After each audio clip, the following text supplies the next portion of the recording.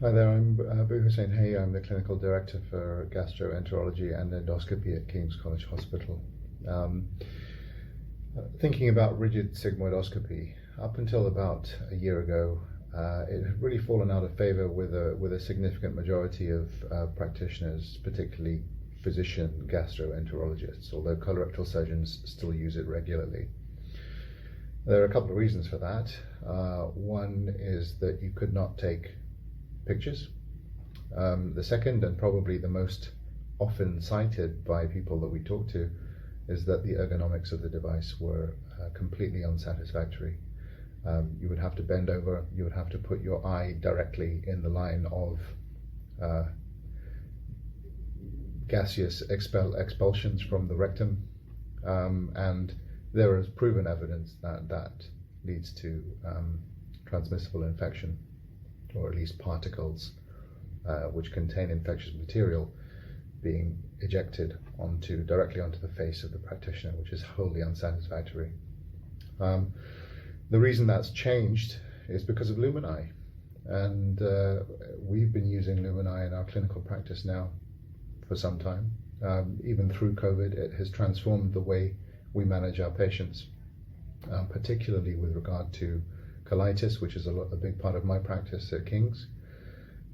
Traditionally, we would need to survey and evaluate these people when they have flares of their disease with flexible sigmoidoscopy.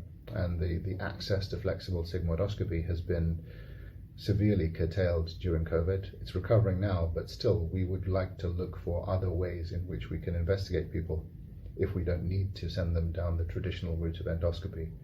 And LumenEye provides that advantage, because not only does it allow us to obtain really high quality digital images of the sort that we're used to now with traditional endoscope manufacturers, but also it removes any kind of worries about infectious transmission, and the ergonomics of the device are completely changed, meaning that we can be upright or seated without bending over when we're examining the patient.